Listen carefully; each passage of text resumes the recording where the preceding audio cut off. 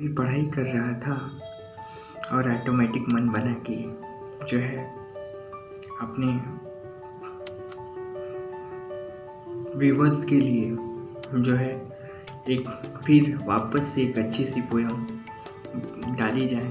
तो मैंने डाला। इस पोयम में मैंने बताने की कोशिश किया है कि किस प्रकार से एक हंसने वाला व्यक्ति जो कि हमेशा हंसता रहता है, सबको हंसाता रहता है, ये ज़रूरी नहीं है कि वो यदि हंस रहा है तो वो टेंशन फ्री है या he is not having any type of pressure or anxiety, something like that।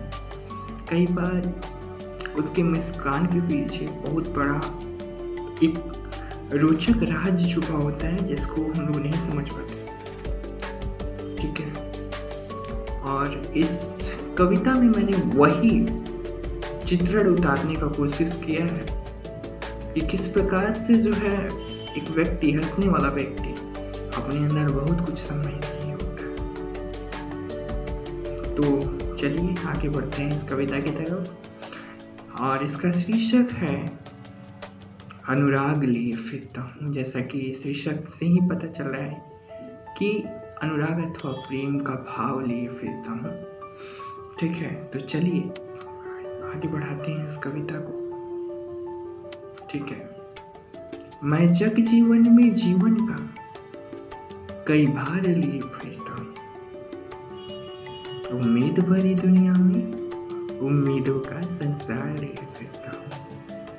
अर्थात किसी से हम मिले, कहने का यहाँ भाव क्या है, किसी से हम मिले। I have an expectation.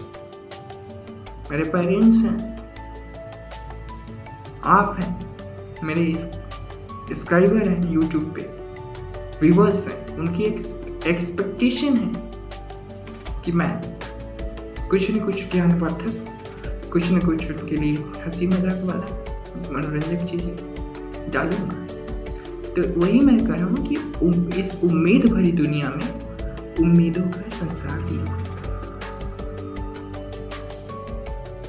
किसी की उम्मीदों से मैं दफा हूँ। अगर पेरेंट्स ने मुझे PHU भेजा है तो उनका भी कुछ एक्सपेक्टेशन है। अगर मेरे फ्रेंड है तो उनका भी कुछ एक्सपेक्टेशन है। अगर किसी की गर्लफ्रेंड है तो उसकी भी एक्सपेक्टेशन होगी कि शायद मेरा बॉयफ्रेंड ले चले कहीं घुमाए, something like that. Every person have a expectation.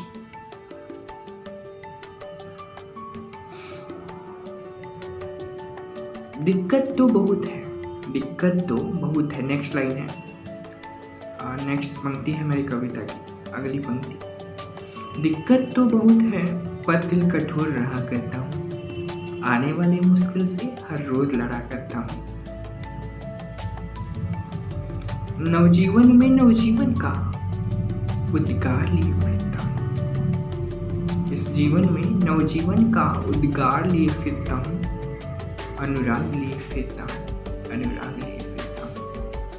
तो ये जो हमारा नवजीवन है, एक नया पड़ाव है। जिंदगी हमेशा नई ही होती है, क्योंकि कहा जाता है कि जियो तो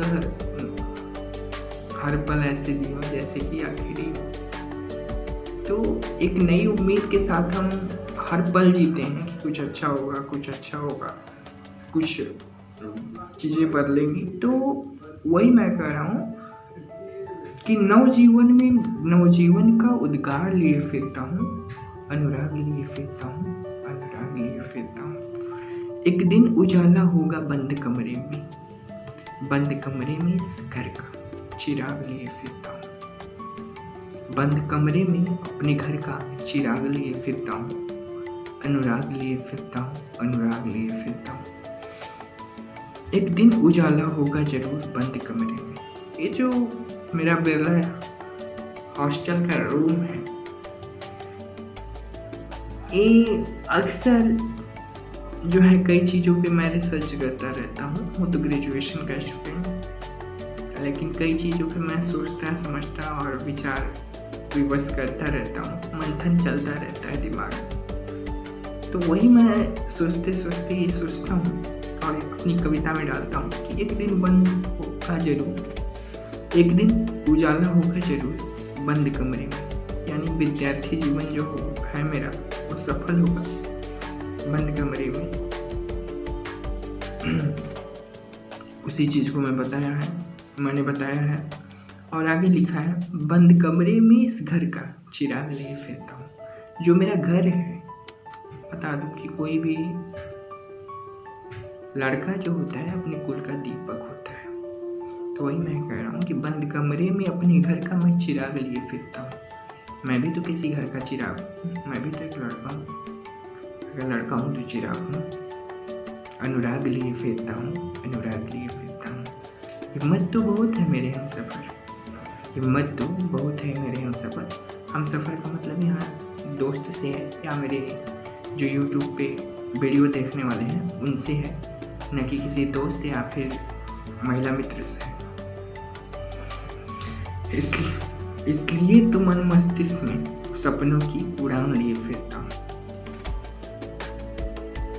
ढेर सारे सपने मैंने गाते वादे हुए हैं और इस एज को माना भी जाता है तूफानी एज। बहुत सारे हम लोग की एज के जो